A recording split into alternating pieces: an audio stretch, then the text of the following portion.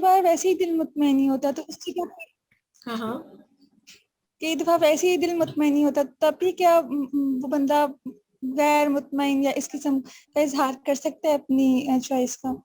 ہاں دیکھیے یہی میں نے جیسے پہلے کہا کہ بالکل لڑکیوں کا یہ مطلب نہیں ہوتا جب وہ اگر ریلیکٹنٹ ہوتی ہیں شادی میں، تو بعض اوقات ان کے دماغ میں شادی کے بارے میں کوئی کوشچنز ہوتے ہیں. یہ نہیں کہ وہ لڑکے کا رشتہ ٹھکرا رہی ہوتی ہیں، بلکہ وہ شادی کے معاملے میں کسی الجھن کا شکار ہوتی ہیں. انہوں نے کوئی شادیاں ایسی دیکھی ہوتی ہیں جس میں انہیں لگتا ہے کہ فائدہ کیا تھا، ان لوگوں نے کیوں شادی کی، ہر وقت لڑتے رہتے ہیں، ایک دوسرے کو برا بھلا کہتے ہیں. اور کبھی کبھی یہ پرابلم ہوتا ہے کہ لڑکی خود ڈاؤٹ میں ہے کہ میں کس سے کروں، اور 4-5 رشتے ہیں. اس صورت میں آپ استخارہ کر لیں اور اپنے والدین سے کہیں کہ مجھے 3-4 دن دے دیں استخارے کے، اور دوسرا ان سے کہیں مجھے کچھ انفارمیشن چاہیے. تو جہاں والدین آپ کو اتنی کمیونیکیشن کی اجازت دیں، وہاں تو اللہ کا شکر ہے، وہ نارمل فیملی ہے، وہ آپ کو استخارے کے لیے بھی دن دے دیں اور آپ کو مزید انفارمیشن بھی دے دیں. لیکن کچھ لوگ ہیں جن سے آپ مزید انفارمیشن مانگ لیں تو وہ کہتے تم نے کیا کرنی ہے، لڑکیوں کا کیا کام، اچھی لڑکیاں نہیں بولتی. اور وہ ایک عجیب قسم کے طوفان مچا دیتے ہیں. آپ نے ایک سوٹ پہننا ہو تو آپ کو اسے دیکھنے کی، پرکھنے کی اجازت ہوتی ہے، لیکن آپ نے جس انسان کے ساتھ پوری زندگی رہنا ہے اس کے بارے میں ایک سے دوسرا سوال کرتے ہی وہ آپ پہ بمباری کر دیتے ہیں کہ کیا تمہیں کوئی اور پسند ہے. یہ والے رویے جو ہیں ان کو ابیوزو رویے کہتے ہیں.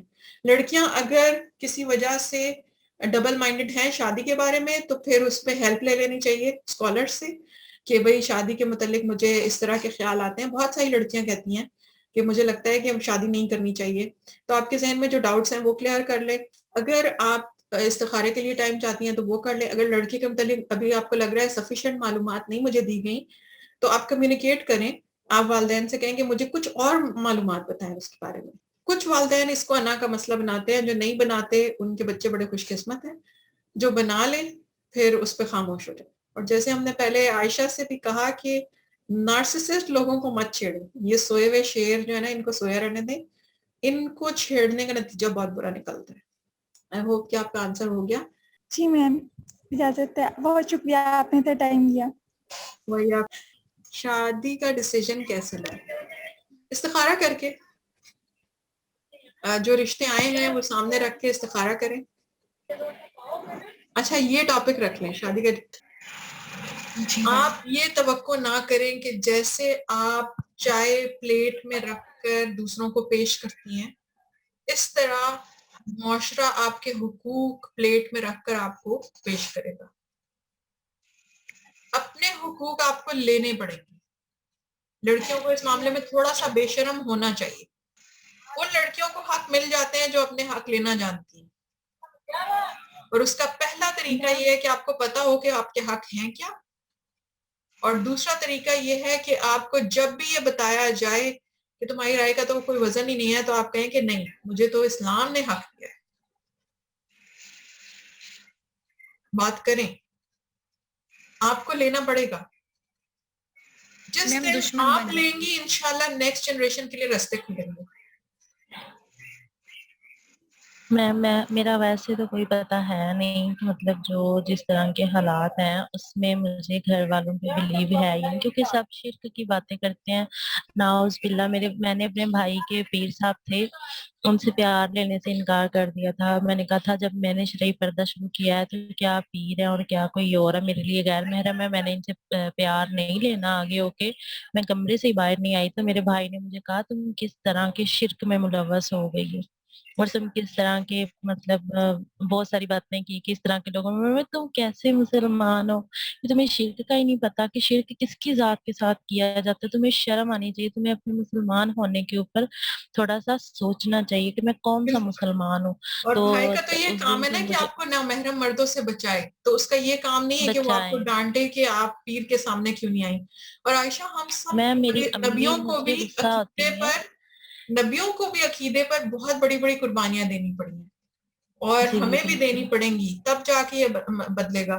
لیکن آپ نے اس پہ پریشان نہیں ہونا، آپ کی قربانی رائے گا نہیں جائے گی، آپ جو ٹھیک کر رہی ہیں. اور دوسرا جی میں نے اپنے ٹیچر سے بات کی ہوئی ہے، کچھ سینئر سے جو اس ایریا میں کچھ لوگوں کو جانتے ہیں، میں نے ان سے بات کی ہوئی ہے.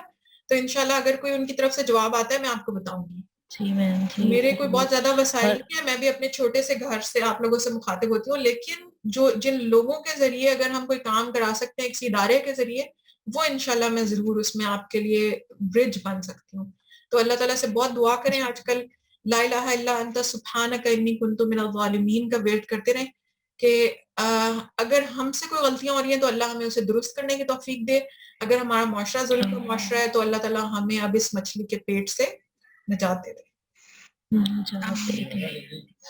ٹھیک ہے, آپ لوگوں کا بے حد شکریہ. آج کے سیشن کی طرح انشاءاللہ ہم کوشچن آنسر سیشن رکھ لیتے ہیں ویڈنسڈے کو, جس میں اور لوگ بھی سوال پوچھ لیں اس سے ریلیٹڈ. تو انشاءاللہ پھر ملیں گے اگلے ہفتے مرد ذات کی بے حیائیوں کے متعلق. نہیں آپ انہیں یہ نہ کہیں شادی نہیں کرنی, آپ انہیں یہ کہیں کہ جیسی میں ہوں نا, میری سوچ والے بندے سے میں نے شادی کرنی ہے.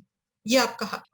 اپنا بہت خیال رکھیں اور پریشان نہیں ہونا. ہم سب کی زندگیوں میں آزمائشیں ہیں, ہم سب اپنے اپنے حصے کا امتحان دے رہے ہیں, اور کچھ لوگوں کے امتحان لمبے ہو جاتے ہیں, کچھ کے چھوٹے ہوتے ہیں, کچھ کے فیملی کی طرف سے ہوتے ہیں, کچھ کے سسرال کی طرف سے ہوتے ہیں.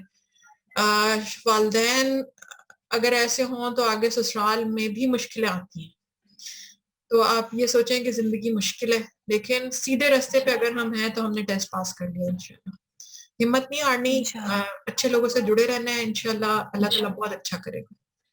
اوکے, اللہ حافظ. جزاک اللہ خیر. اللہ حافظ. اپنا بے حد خیال رکھیں. Thank you.